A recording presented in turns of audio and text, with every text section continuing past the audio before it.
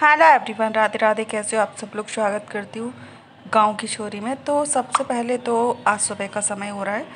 तो सुबह आज मैं नाश्ता लेकर आई थी, जो इदड़ा होता है यहाँ का, यानी कि इसको जैसे कि जैसे इडली बनती है ना, बिल्कुल वैसे ही बैटर का ये भी बनता है। बस इसको चौकोर बना दिया जाता है, इडली को गोल गोल बना दिया जाता है, बस यही इसमें फेर है। थोड़ा सा हमने तेल डाला है, कड़ी पत्ता डालेंगे, थोड़ी सी राई डालेंगे और इसको हम थोड़ी सी फ्राई करेंगे तो बहुत ही ज़्यादा बढ़िया लगता है एकदम खाने के लिए। और ये है ढोकला। ढोकले में भी बहुत तरीके की दालें रहती हैं, वो भी बहुत हेल्दी रहता है। जैसे कि चने की दाल हो गई, मक्का हो गया, तुअर की दाल हो गई, चावल हो गए, दो चार चीज़ें इसमें दाल मिक्स करके बनाया जाता है ढोकला। चलो इसको ये भी फ्राई हो गया, इसको भी निकाल लेती। तो आज हमें नाश्ता घर पे नहीं बनाया था, आज हमारे यही नाश्ता है। चाय बनने के लिए हमने रख दी थी एक साइड, और एक साइड हमने फटाक से जो इदड़ा है उसको हमने फ्राई कर लिया था। तो चलिए ये देख लीजिए, पहले हम छोटे से बच्चे को दे आते हैं और भगवान के लिए रख कर आते हैं। ये है चटनी, तो यहाँ से लेके जाते हैं, पतिदेव वेट कर रहे हैं।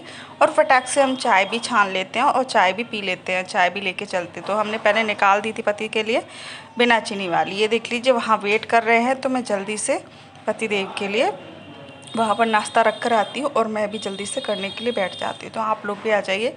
ये देख लीजिए, ये बच्ची सुबह सुबह आज हमारे घर आ गई थी, ऐसे अपने घर रो रही थी, तो हमारे घर ले आई उसको। ये देख लीजिए, तो यहाँ पर अच्छे से खेलती है क्योंकि यहाँ पे बहुत सारा स्पेस है और उसको ज़्यादा मतलब चिल्लम चिल्ली नहीं होती, शांति होती है ना, तो बच्चे भी अच्छे से खेलते हैं। तो यहाँ पर वो खेल रही थी, तो मैं इनसे ऐसे बोल रही थी आज तो ये सुबह सुबह ही आ गई, तो बोल रहे थे ये अपने घर पर रो रही थी, इसके लिए यहाँ ले आए। तो फिर मैंने पंखा चालू करके मैं भी यहाँ पर बैठ गई नाश्ता करने के लिए। तो हम लोग नाश्ता कर रहे थे। अभी वो छोटी है, 6-7 महीने की है, मतलब 6 से तो ज़्यादा की हो गई, 7 महीने की 8 महीने की हो जाएगी अभी। तो फिर थोड़ा सा हमने उसको भी खिला दिया था। और यहाँ पर देख लीजिए हम बनाने वाले थे भाभी गणपति जी का, जो अभी चल रहा था, गणपति जी बैठे हुए थे, तो मेरे पतिदेव ने बोला कि तुम गणपति जी के लिए घेवर बना देना और गुलाब जामुन बना देना प्रसाद में। मैंने कहा ठीक है, मेरे हाथों से प्रसाद चढ़ेगा, मेरे हाथों के बनी हुई मिठाई का प्रसाद चढ़ेगा, तो इससे अच्छा और क्या हो सकता है ना। तो मैंने यहाँ पे ले लिया है, ये देख लीजिए, थोड़ा सा घी ले लिया था और हमने बर्फ़ जमा दी थी। तो बर्फ़ से इस तरीके से इसको करना है, कहते हैं एकदम क्रीमी टेक्सचर इसका हो जाना चाहिए, तब तक इसको फटाक से इस तरीके से घुमाते रहना है। लेकिन इसको दिक्कत बहुत होती है, लेकिन करने में मज़ा बहुत आता है। इस तरीके से करना है, करते रहना है, अच्छे से ये क्रीमी फॉर्म में आ जाएगी ना। फिर हम इसमें ऐड करेंगे मैदा। तो चलिए हम इसको अच्छे से, ये भगोनी में चिपक भी जाती, बहुत ज़्यादा दिक्कतें तो होती हैं, लेकिन मज़ा बहुत आता है घेवर बनाने में। तो चलिए अब दिखाते हैं इसका किस तरीके से करना होता है। ये फ्रेंड अच्छे से क्रीमी फॉर्म में, एकदम वाइट क्रीम होती है ना, बिल्कुल वैसी हो गई है, बस ऐसे ही हमको चाहिए थी। अब हम इसमें ऐड करेंगे मैदा। तो चलिए इसको मैदे को ऐड कर देते हैं, ठीक है। मैदा इस तरीके से हम इसमें ऐड करेंगे और मैदे को इसको अच्छे से मिक्स करेंगे। उसके बाद हम इसमें थोड़ा सा दूध और पानी ऐड करेंगे। बिल्कुल थोड़ा सा दूध लेना है, हमें 2 छोटी चम्मच दूध लेना है, बाकी का हमें इसमें पानी ऐड करना है और अच्छे से इसका पतला सा हमको घोल बना लेना है। ये देख लीजिए, बिल्कुल ऐसा ही घोल चाहिए होता है। तो इसको छानेंगे, लेकिन छानने में दिक्कत बहुत आती है क्योंकि ये ठंडा होता है ना, तो उसका जो बटर होता है ना, बटर सा, मक्खन सा, वो सब ऊपर सा आ जाता है, तो चलनी में फंसने लगता है। या तो बड़ी मोटी चलनी हो, उसमें इजीली निकल जाएगा, और छोटी चलनी में तो नहीं निकलेगा। बड़ी चलनी मेरे पास नहीं थी, इसके लिए हमने थोड़ा सा ही छाना, फिर रहने दिया। और इस तरीके से हमने भगोनी में तेल गरम किया था और इस पे थोड़ा थोड़ा इस तरीके से, पिछली बार जब हमने बनाया था ना, तो वो थोड़ा जल गया था। गैस की फ्लेम थोड़ी हाई थी, मतलब तेल थोड़ा ज़्यादा गर्म हो गया था, तो वो जल सा गया था। सब लोग बोल रहे थे कि तुमने जला दिया। तो इस बार मैंने इस बात का पूरा ध्यान रखा है। ये देख लीजिए, इस तरीके से हमने गैस को फ्लेम ही कम ही रखा है और इस तरीके से थोड़ा थोड़ा इस पर हमको गिराते जाना है। ये देख लीजिए इस तरीके से, ठीक है। बीच में जगह करती रहना, लेकिन अभी नहीं, थोड़ी 2-4 बार इसमें डाल देंगे, उसके बाद बीच में जगह करना है। देख लीजिए फ्रेंड, बिल्कुल ये सिकना बंद हो जाया करे ना, फिर ही इसमें बीच में अपन डालेंगे ना बीच में, तो अपने आप यहाँ पे जगह सी बनती जाएगी। ये देख लीजिए इस तरीके से धीरे धीरे इसमें बूंद बूंद टपकाना है, जिससे बहुत अच्छा जालीदार आपका घेवर बन के तैयार होगा। सच बता रही हूँ, मुझे तो बहुत ज़्यादा अच्छा लगा था। और मावा मैंने पहले ही बना के रख दिया है। दूध 1 किलो लिया था, 1 किलो दूध का अच्छे से हमने मावा बना दिया। 250 ग्राम रबड़ी जो बनाते हैं ना, तो 250 ग्राम रबड़ी मैंने बना दी है। तो चलिए इस तरीके से इसमें बीच में जगह भी करते चलेंगे, जिससे कि जगह हो जाए, नहीं तो पूरा का पूरा एक जैसा बन जाएगा। तो चलिए दिखाते हैं अभी, और इसमें थोड़ा सा वो करना है। बाज़ार से बहुत ज़्यादा महंगे घेवर आते हैं 500-600 रुपए के, तो आप इस तरीके से घर पे बना सकते हो, बहुत ज़्यादा सस्ते मिल जाते हैं। हाँ, अगर आप लोग चाहो तो 30 रुपए का एक आधा किलो दूध लेकर उसकी रबड़ी बना लेना, और 10 रुपए की मैदा भी नहीं लगती है और 2 चम्मच घी भी नहीं लगता, और 10 रुपए का या 20 रुपए का तेल समझ लो, तो 50 रुपए में आपका घेवर बन के तैयार हो जाएगा। 500 में हम फिर क्यों ख़रीदे अगर हमें उसे 50 रुपए में ही बना सकते हैं घर पे। तो ये देख लीजिए, थोड़ा ज़्यादा ही वैसा हो गया था, टेढ़ा मेढ़ा होके निकला, लेकिन निकल तो आया।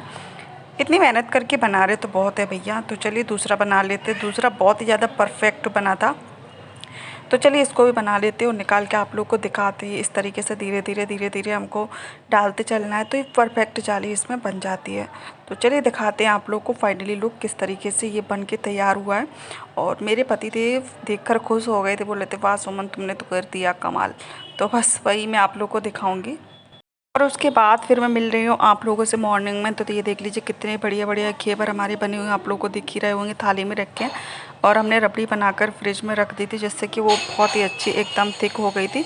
ये हमारे गुलाब जामुन, ये भी हमने खूब सारे बनाए थे। ये देख लीजिए, ज़रूरी थोड़ी है कि भैया ये सब खाने के लिए हमें गाँव में रहना पड़े। गाँव में तो फिर भी कोई खिलाएगा तो 4 बातें भी सुनाएगा कि भैया मैंने खिलाया था तुमको, मैंने कौन सी कमी रख दी। लेकिन यहाँ पे रहेंगे, खुद कमाते खुद खाते, किसी के नीचे थोड़ी ना रहते, किसी का खाता थोड़ा ही है, अपनी मेहनत का खाते, अपनी मर्ज़ी का खाते, अपनी मर्ज़ी का रहते हैं।